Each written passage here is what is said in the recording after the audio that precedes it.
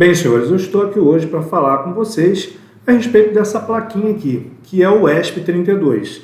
Então, senhores, o ESP32 é uma placa prototipadora que ela chegou no mercado hoje para atender soluções embarcadas, tanto para a área acadêmica quanto para a área industrial. Então, é bem verdade que essas soluções embarcadas elas já vêm sendo desenvolvidas há muito tempo, em cima de arquiteturas como microcontroladores, como o PIC, como os microcontroladores da Atmel, como microcontroladores ARM. Só que, com o advento da tecnologia, chegou no mercado placas prototipadoras, como o Arduino, por exemplo, e os vários tipos de Arduino que existem no mercado. E essas placas, prototipadoras, elas são utilizadas para soluções acadêmicas, mas elas trouxeram para nós, que trabalhamos com tecnologia, uma evolução, que são uma série de sensores que hoje estão disponíveis no mercado, e antigamente a gente tinha um pouco de dificuldade de ter acesso a esses sensores para a gente poder desenvolver as nossas soluções. E, obviamente, com as placas prototipadoras, elas também sofreram uma evolução, chegando aqui no ESP32. Tá legal? Esse ESP32, ele passou primeiro pelo ESP8266, hoje nós estamos no ESP32, e eu hoje estou aqui para falar um pouquinho a respeito do hardware dessa plaquinha prototipadora, tá legal? Senhores, o ESP32 ele traz uma série de vantagens. Primeiro, que o preço dele é muito equivalente ao preço de uma placa Arduino Uno, por exemplo, que é uma placa, digamos que é assim, a primeira das placas do Arduino, tá legal? E o ESP32 é uma placa que ela já traz um processador relativamente potente para poder atender soluções industriais e a nível acadêmico, tá bom? E o mais importante é que para as soluções IoT, o ESP32 ele já traz nativo na própria plaquinha a possibilidade de você fazer uma conexão Wi-Fi e Bluetooth. Já é inerente, nativo da própria placa do ESP32. Então, senhores, eu estou aqui hoje para falar com os senhores um pouquinho a respeito do hardware dessa placa, que hoje vem sendo utilizada com bastante frequência para as soluções e desenvolvimento de projetos embarcados, não só IoT, como também não sendo IoT, mas que está aí no mercado, tomando o mercado em função da viabilidade, tanto de valores, quanto de acesso a recursos, como por exemplo os sensores, são os mesmos sensores que você programa um Arduino, você pode usar com o ESP32, sem falar que o ESP32 também pode ter o seu código-fonte desenvolvido na mesma plataforma da IDE Arduino. Então a gente que já usava a IDE Arduino para poder desenvolver os nossos códigos-fontes, fazendo uso das funções e das bibliotecas que o Arduino possibilita, facilitando a vida do desenvolvedor, a gente pode fazer uso disso tudo também com o ESP32. Então nós vamos falar um pouquinho aqui a respeito do hardware do ESP32 e depois a gente vai dar uma sequência a uma série de vídeos, aí, uma playlist de vídeos falando de alguns recursos do ESP32, beleza? Então vamos lá falar do hardware desse dispositivozinho. Bem, senhores, o ESP32 ele tem um processador principal, que é um LX6 de 32 bits, dual core, operando a uma frequência de 2 a 240 MHz. Ele tem também um processador secundário, que é um ULP, Ultra Low Power, que é um tipo de processador que é, na verdade, um coprocessador que habilita o ESP32 a trabalhar com funções sleep. Essas funções são muito utilizadas quando você necessita, quando a tua aplicação precisa de uma economia de energia. Legal? Ele tem uma memória flash de 4 MB, ele tem uma memória RAM de 520 KB, ele tem 34 GPIOs de 3,3 volts, 12 mA. Então esses GPIOs, eles trabalham com 3,3 volts de saída, chegando a uma corrente máxima, podendo atender uma demanda de corrente máxima de 12 mA. Ele possui 18 conversores analógicos digitais com resolução de 12 bits, a gente vai falar depois detalhadamente a respeito dessas aplicações. Ele possui 2 conversores digital analógico com resolução de 8 bits Ele possui Wi-Fi inerente, né, característico, direto da placa ESP32, ou seja, você não precisa adquirir um drive ou uma outra placa para assessorar o ESP32 na conexão com a rede Wi-Fi que você estiver trabalhando com ele, beleza? Assim como o Bluetooth também, ele já tem um Bluetooth nativo da própria placa ESP32 e uma série de outros recursos mais que a gente vai abordando aí com o decorrer do tempo nessa playlist que eu vou disponibilizar para vocês aqui, tá bom? Então, senhores, vamos falar um pouquinho mais detalhadamente a respeito desses terminais do ESP32. Então, observe que ele tem as portas de GPIO, que são terminais de entrada e saída de dados digital, tá legal? Então, são terminais que eles vão identificar presença de tensão ou ausência de tensão, tá bom? Ele não trabalha com valores de tensão que vão alterando no decorrer do tempo, ou tem tensão ou não tem tensão, e esses terminais, eles trabalham, né, gerando até, no máximo, cada terminal desse aí, 12 mA de saída, tá bom? Então, os senhores podem observar que esses terminais eles ficam distribuídos nos dois lados da placa. Aqui tem uma quantidade, né, de terminais GPIO e aqui do outro lado uma outra quantidade, totalizando aí 34 terminais GPIO que você pode trabalhar com o ESP32. Aí uma recomendaçãozinha que eu tenho para vocês aqui é não trabalhar com GPIO 0 como entrada de dados e nem trabalhar com GPIO 34 e 35 como saída de dados, tá? Porque esses terminais, todos os terminais do ESP32, eles são multiplexados com outras funções.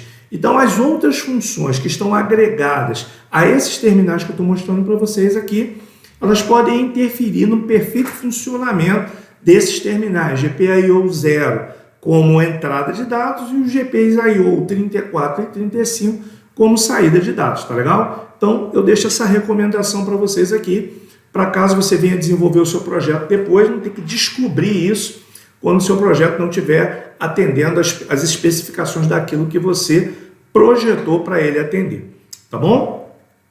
Então, ele tem também as portas touch, tá? Esses terminais touch, eles são sensores de toque, são sensores capacitivos que reagem ao toque, tá bom? Então, ao invés de você colocar num terminal de entrada de um GPIO de entrada uma chave a qual você vai pressionar para você gerar uma entrada de dados e a partir daí você desenvolver um laço qualquer dentro do teu código, você simplesmente pode tocar, tá, num terminal desses, que são sensores de toque, e a partir daí você vai gerar uma entrada e aí você pode determinar uma determinada aplicação, a execução de um laço qualquer dentro do teu código-fonte, tá legal? São 10 terminais touch. Esses terminais eles também ficam distribuídos de um lado e o outro da placa. Então, os senhores observem que aqui do lado direito da placa eu tenho 4 desses terminais touch, do outro lado eu tenho mais 6, num total de 10 terminais touch.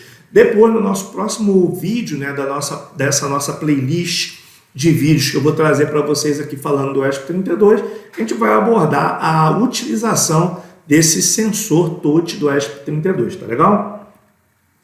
Ele tem também os conversores analógico digitais, tá? São 16 terminais de conversor analógico digital. Então você pode ter aí um sensor de temperatura, um sensor de corrente, um sensor qualquer que vai gerar uma entrada analógica, né? Tensão que pode variar de 0 a 12 volts, de 0 a 8 a 10 volts, e aí você pode pegar esses valores de tensão e fazer a conversão deles para valores digitais, tá legal? Então são 16 terminais que possibilitam essa aplicação e eles geram saídas digitais de 12 bits, tá bom? Esses terminais, eles também ficam distribuídos, tá bom? Eu tenho aqui uma quantidade desses terminais de um lado da placa do ESP32 e do outro lado aqui eu tenho mais 4 conversores analógico digital que também estão disponíveis para aplicação na tua aplicação, tá? No teu projeto.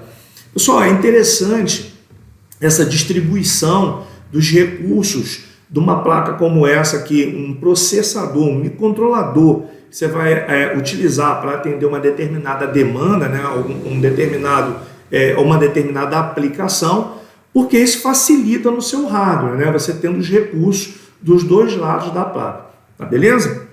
Então, continuando aqui, ele também tem conversor digital analógico, isso é muito interessante, porque isso já coloca o ESP32 numa determinada dianteira aí com relação aos demais microcontroladores que a gente tem no mercado, porque normalmente os microcontroladores eles não dispõem desse recurso, de pegar um sinal digital e converter para analógico, tá bom? Então ele tem aqui dois terminais GPIO que podem operar também como conversores de digital para analógico, e esses sinais de entrada digitais, ele vai atender a sinais digitais de no máximo 8 bits, tá bom?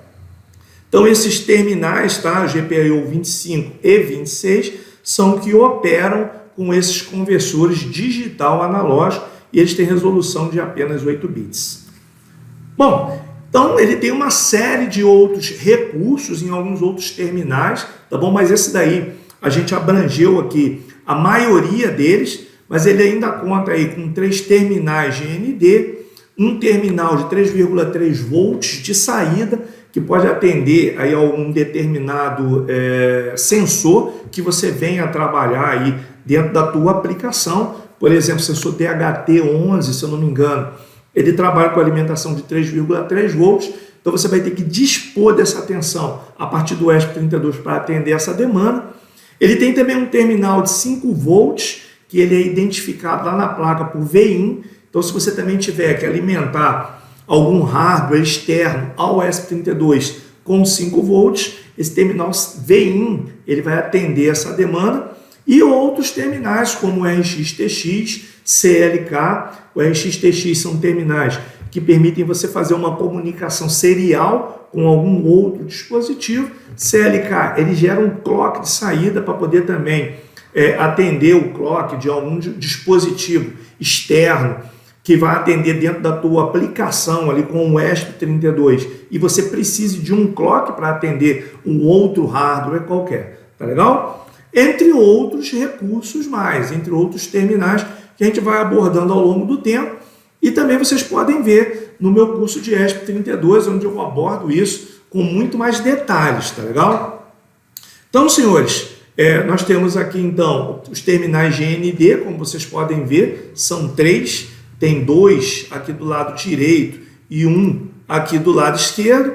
Ele tem terminais, ele tem um terminal de 3,3 volts, que ele fica aqui em cima, como eu já falei dele, um terminal de saída, para atender aí alguma aplicação externa ao ESP32. Ele tem o terminal VIN, que é aquele terminal que eu falei para vocês, que também disponibiliza 5 volts, caso você necessite na aplicação que você vai trabalhar com o seu ESP32. E ele tem os terminais TX e RX, como eu já disse aos senhores, esses terminais TX e RX, eles vão trabalhar para prover uma comunicação serial do ESP32 com algum outro hardware, tá? Então, esses terminais TX e RX, eles estão aqui do lado esquerdo do ESP32, mas também estão lá do lado direito do ESP32, ok? Então, pessoal, a gente fica por aqui, tá? Aqui a gente fez uma abordagem quase que total de todos os terminais do ESP32.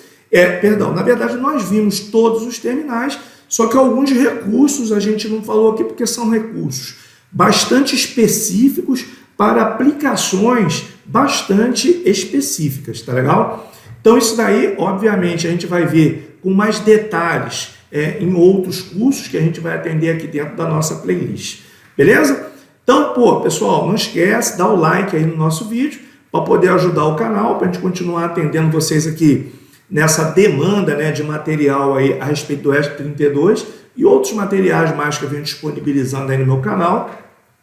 Se inscreve no nosso canal, ativa lá o sininho, que é para quando eu colocar o próximo vídeo a respeito do ESP32, você receba a notificação e já fique antenado aí nesse conteúdo que é tão importante e é uma demanda hoje que está tão inserida aí dentro das aplicações tecnológicas, industriais e acadêmicas, tá bom? Então, pessoal, eu fico por aqui.